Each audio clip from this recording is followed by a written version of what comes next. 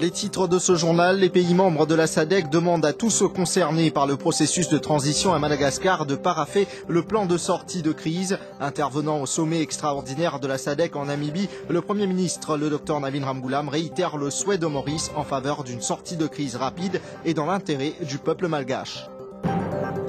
Le président du Singapour, Selapan Ramanathan, sera en visite officielle chez nous du 4 au 7 juin prochain. Le Conseil des ministres, qui s'est réuni sous la présidence du Premier ministre par intérim, le Dr Rachid Bibi John, a pris note de son programme de visite aujourd'hui.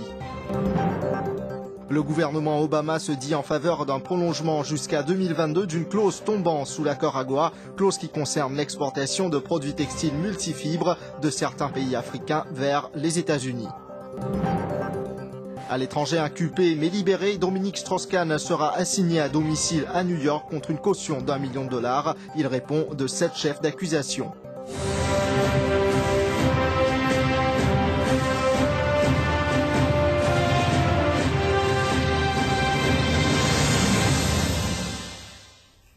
Bonsoir à tous et merci d'être avec nous pour ce journal. La communauté de développement de l'Afrique australe ne met pas en cause la feuille de route pour Madagascar et formule la demande pour que le plan de sortie de crise soit signé par tous les partis concernés dans le processus de transition à Madagascar, notamment les mouvances politiques. Plus de 4 heures de débat ayant été consacrées ce matin au sommet extraordinaire de la SADC présidé par le président de la République de la Namibie et le président en exercice de la SADC, Hifikepunye Pohamba. Le Premier ministre, le Dr Navin Ramgoolam, a pris la parole devant les chefs d'État et de gouvernement de la communauté de développement de l'Afrique australe, où il a renouvelé le soutien de Maurice au processus de sortie de crise à Madagascar. Le souhait de Maurice en faveur d'une sortie de crise rapide et effective va d'abord dans l'intérêt de la population malgache, a affirmé le Premier ministre mauricien, un souhait qui répond aussi à la vision commune des pays de l'océan Indien à assurer la paix, la stabilité et le développement économique dans la région, a dit le Dr Navin Ramgoolam, qui assume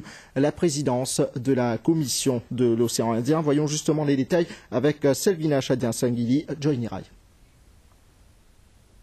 Dès la clôture du Conseil des ministres de la SADC hier, les intentions se précisaient quant à la suite qui sera donnée au plan de sortie de crise pour Madagascar. Le déroulement des discussions laissait présager que la feuille de route pour Madagascar, soit le document en faveur d'une résolution à sa crise politique, sera en général approuvée par l'instance régionale. La feuille de route n'a pas été mise en cause ce matin par la SADC, qui a formulé une demande à ce qu'elle soit acceptée par tous les partis engagés dans le processus de transition à Madagascar. Et à l'ouverture des travaux ce matin, le dossier fut repris en priorité à la demande de la délégation mauricienne dirigée par le Dr Navin Ramgoolam. Dans le cadre de la présidence de la COI, le Dr Navin Ramgoolam s'est adressé à ce sommet extraordinaire des chefs d'État et de gouvernement de la communauté de développement de la SADC. Une fois de plus, a rappelé le Premier ministre, la position mauricienne est la même, adoptée dans toutes les instances régionales et internationales concernant la situation à Madagascar, soit une sortie de crise au plus vite. Le soutien de Maurice à cet effet a été renouvelé et accentué en faveur de la concrétisation de l'élément phare de cette feuille de route, soit l'organisation des élections justes, libres et transparentes à Madagascar. Mais pour y arriver, tous les acteurs devront donner leur assentiment au plan de sortie de crise. C'est le souhait de la communauté de développement de l'Afrique australe. Il déroule très bien. Nous nous demandons qui prend l'issue de Madagascar avant parce que ça concerne nous. Et donc nous demandons un changement de l'agenda. Discussion finale très longue comme on trouvait depuis le matin jusqu'à maintenant là. Une break pour déjeuner. Et ce qui est important, on fait comprendre ensuite nos positions vis-à-vis de ce qui se passe à Madagascar parce que nous voulons trouver une solution. Sanctions peut faire souffrir le peuple malgache. Nous demandons qui va dire sanctions là visant retirer. Et nous voulons trouver une roadmap, comme on appelle une feuille de route pour un retour à l'ordre à Madagascar et à l'ordre constitutionnel. Et dans les 3 problèmes que le médiateur, président Chizanov, explique nous, par exemple, aucun ancien président n'a gagné le droit de Madagascar, ni Ravalomanan, ni Ratsirak, Zafli dans Madagascar, mais il dit qu'il peut gagner les facilités qu'il besoin. Donc, je vais faire aussi le roadmap. la feuille de route. La feuille de route qui est préparée, par le team de Chizano qui inclut un Mauricien parmi le team, c'est Hervé Lassémiante, qui nous-mêmes nous mettons là-dedans. Donc, un des problèmes, c'est ne pas capable dans une élection, que plusieurs gens qui sont intéressés à être candidats dans l'élection, pas capables d'accord la feuille de route.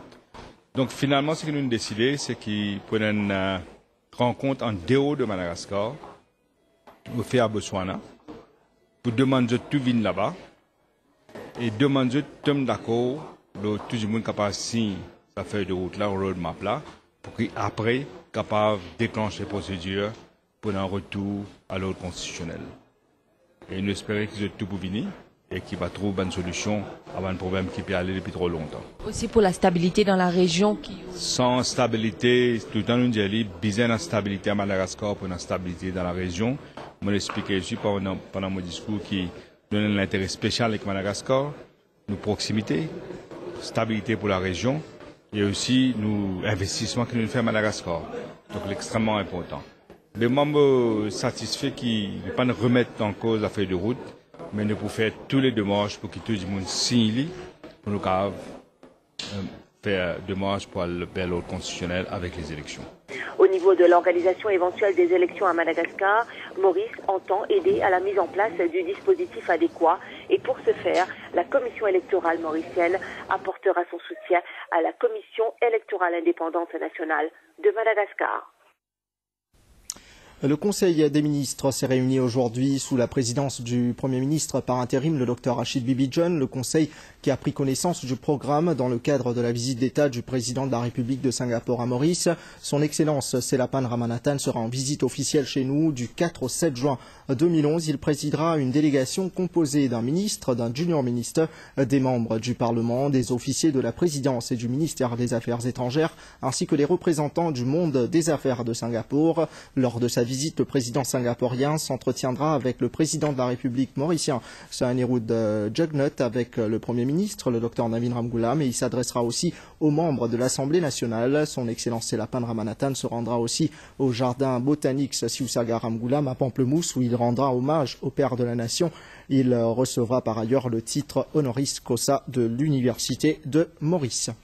Et en ce qui concerne l'éducation, le ministère de tutelle est actuellement en train de revoir les modalités ayant trait à la standardisation des manuels scolaires destinés aux étudiants du secondaire. De nouvelles mesures qui permettront désormais aux responsables des collèges de prescrire eux-mêmes les manuels scolaires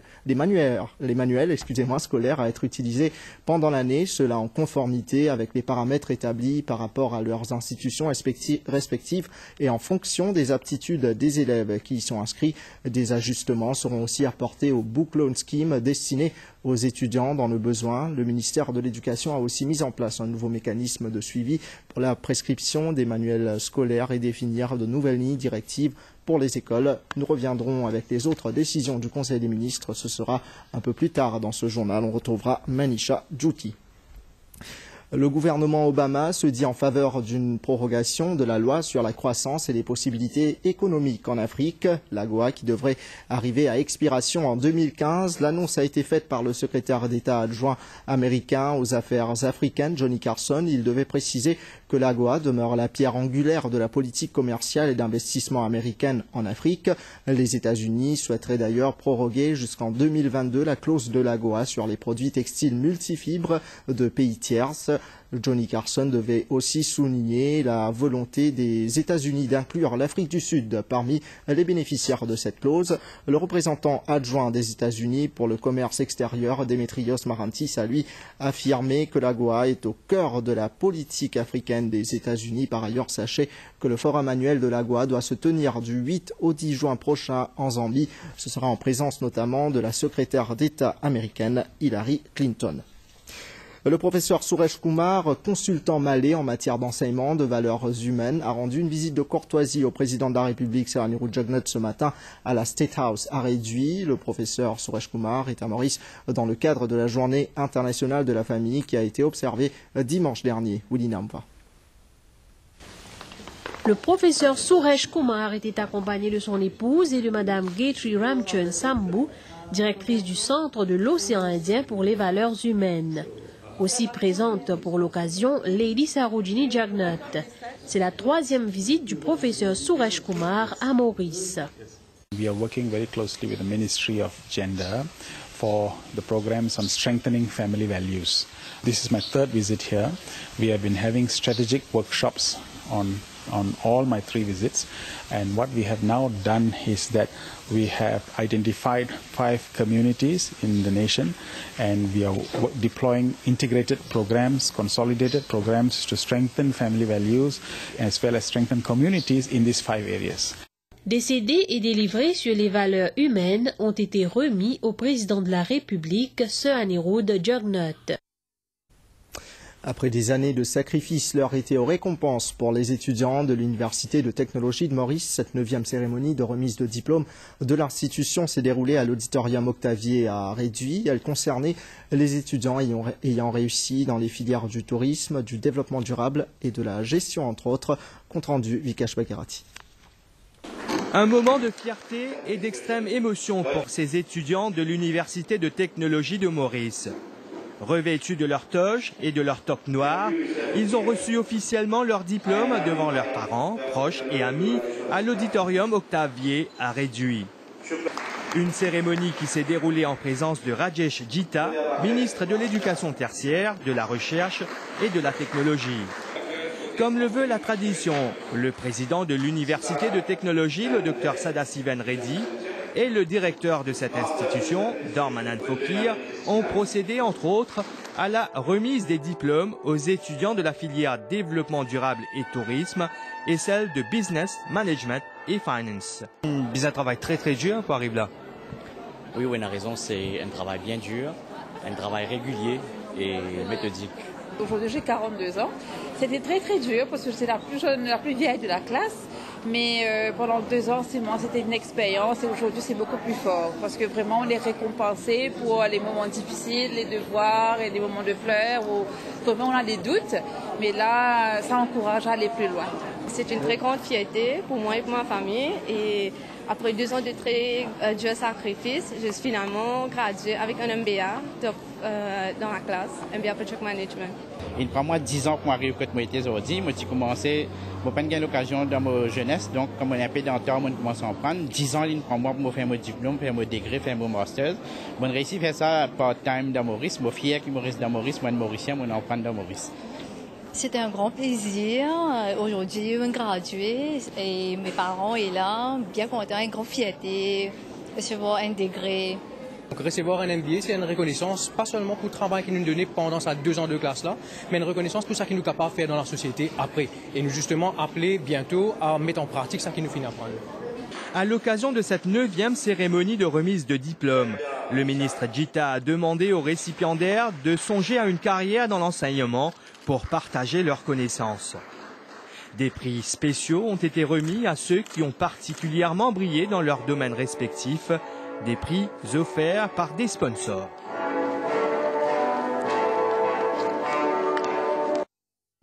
Sir John Daniel, président et CEO du Commonwealth of Learning, et le professeur Asha Kanwar, vice-présidente du Commonwealth of Learning, ont rendu une visite de courtoisie au ministre de l'Éducation, le Dr Vincent Benoîry, aujourd'hui à Port-Louis. Les discussions ont porté principalement sur les cours à distance.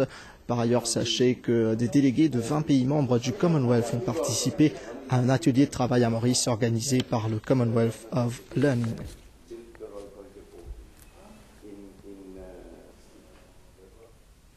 Et direction à présent l'île Rodrigue où nous nous intéresserons à ce bel exemple d'entraide. L'initiative revient à 2 religieuses, les sœurs Naiken Sainte-Marie et Cécilia de Souza. Il y a 3 ans de cela, elles s'étaient fixées pour objectif d'aider les élèves à problème à surmonter leur retard et réussir dans leurs études. Pour cela, les 2 sœurs décident de mettre en place une école complémentaire. Depuis, beaucoup de chemin a été parcouru. Voyons cela avec Willy Naumva.